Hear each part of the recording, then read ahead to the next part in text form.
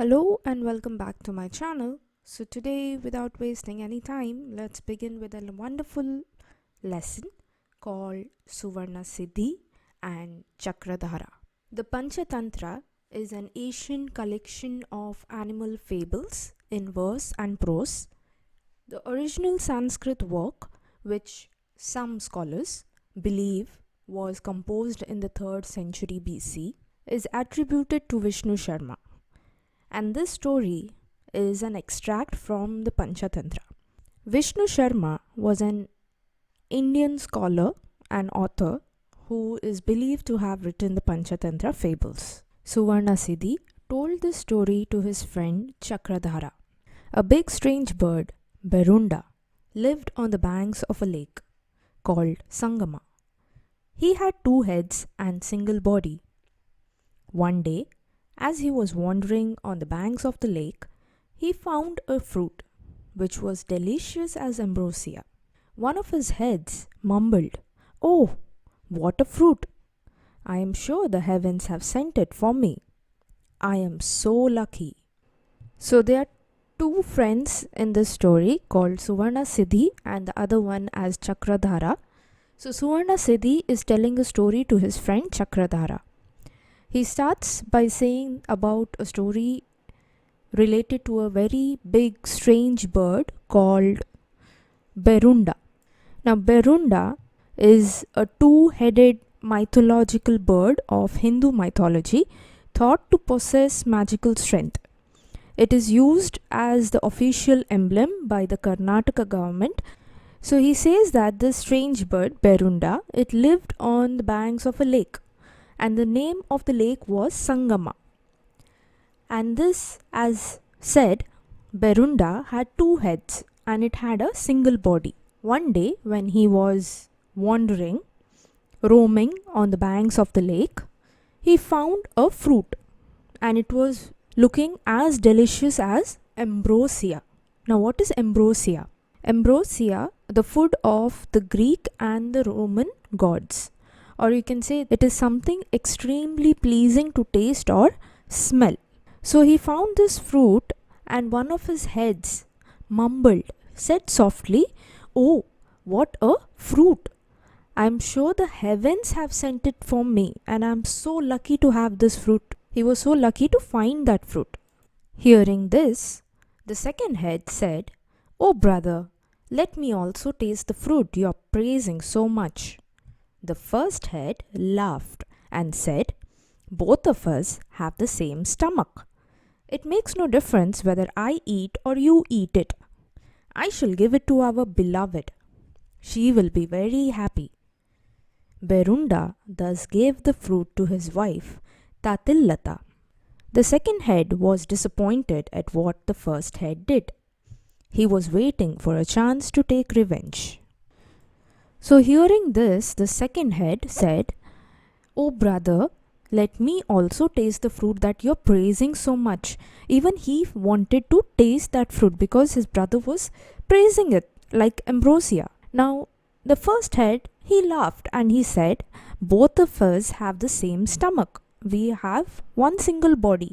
So it doesn't make any difference if I eat or you eat. I shall give it to our beloved. I will give it to my wife and she will be very happy."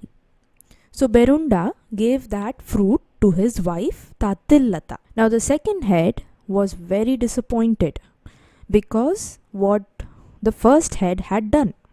He did not give him, plus he insulted him by laughing. So he was waiting for a chance to take revenge on the second head. One day, the second head found a poisonous fruit and told the first head, "You treacherous fellow, for what you have done to me, I will eat this poisonous fruit and avenge your insult." The first head said, "You fool, if you eat that, both of us will die." Ignoring the first head's warning, the second head ate the poisonous fruit and both of them died. So one day he got that chance, and the second head found a poisonous fruit and told the first head, "You treacherous fellow, What do you mean by treacherous? Guilty or involving betrayal, disloyalty or unfaithful. So what he did?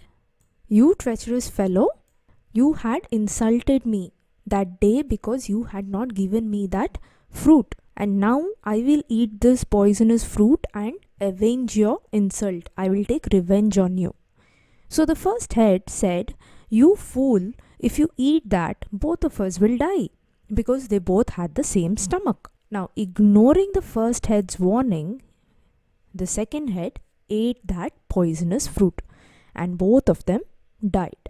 After listening to the story, Chakradhara said, friend, what you say is true.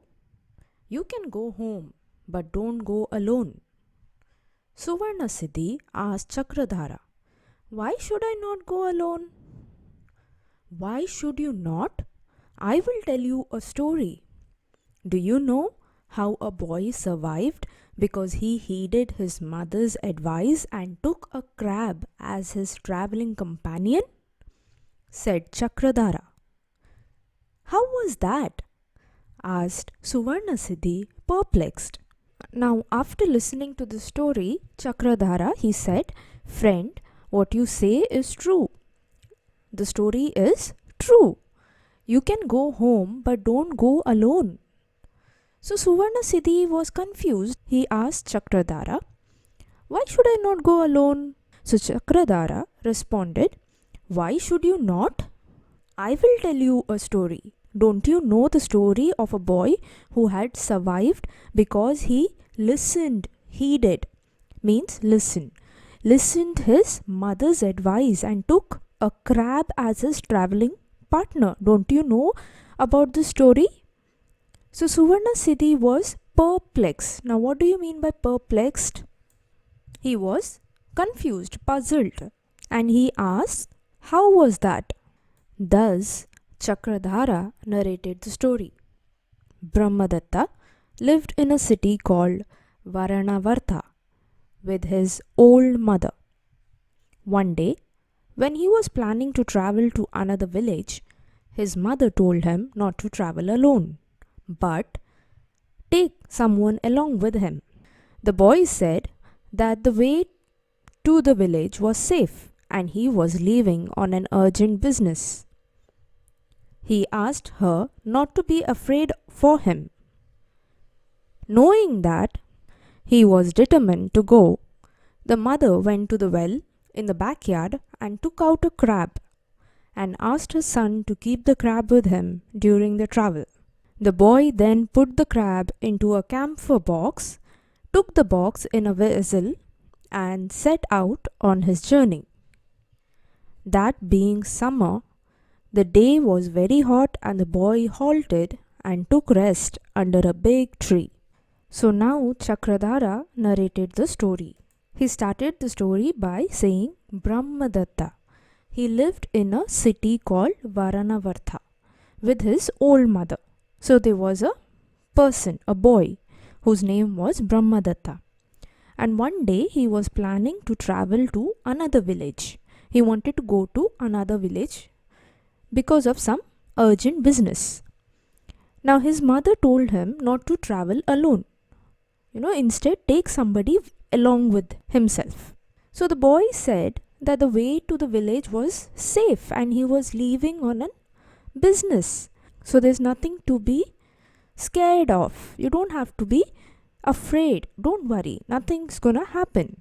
Now the mother, she knew that he was very determined. He would go to the another village. So the mother went to the well in the backyard and took out a crab and asked her son to keep the crab with him during the travel. So that became his traveling partner. Now he put this crab, the boy had put the crab into a camphor box. What's a camphor box? A resin obtained from the camphor tree is known as camphor. It has a very good smell, but it has a bitter taste. So it had a fragrance to it. So the boy put the crab into a camphor box and he took the box in a vessel and he set out on his journey. He started going to the another village. He started his journey. Now that was the season of summer. It was very hot, and the boy stopped, halted, he stopped, and he took rest under a big tree. From the hollow of the tree, a snake emerged, and attracted by the fragrance of camphor, swallowed the box containing the crab. The crab came out of the box and killed the snake. The boy woke up to find the dead snake and the open camphor box. When he saw the crab alive beside the open camphor box, he at once realized what had happened. He remembered his mother's words and thought that he did well by heeding her advice that saved him from death. Chakradhara concluded his story telling Suvarnasiddhi how important it is always to have a companion. He then agreed to Suvarnasiddhi, taking leave of him. From the hollow of the tree. What is a hollow? Hole. A cavity or space in something. So it emerged, came out. Okay. So a snake came out of that hollow, and it was attracted by the smell of that camphor, and he swallowed the box containing the crab. Now when he swallowed the box, the crab came out of the box and killed the snake. So when the boy woke up, he found the dead snake and the open camphor box, and he saw that the crab was alive beside that box. And he at once realized what had happened. He understood what had happened there. And he remembered his mother's words, and he thought what he did was correct. It was a good advice that his mother had given to him, and listening to her advice, he was saved from death. Now Chakradhara, he concluded his storytelling. He finished his story, and he told Suvarnasiddhi how important it is to always have a companion, never to travel alone. It's always to have somebody along with you. He then agreed to Suvarnasiddhi, taking leave of him. That is, Suvarnasiddhi asked for his permission that whether he could go back to his home, and he allowed him to go. So from this lesson we can get two morals. So moral from this story, the first story was that taking revenge makes the mind blank, which ends in their own destruction. And the second moral from the second story is that we should always listen to the advices given by our elders. I do hope you have understood this wonderful lesson. In case you have any doubts, you can comment below, and do subscribe to my channel for more interesting videos. Thank you and stay safe.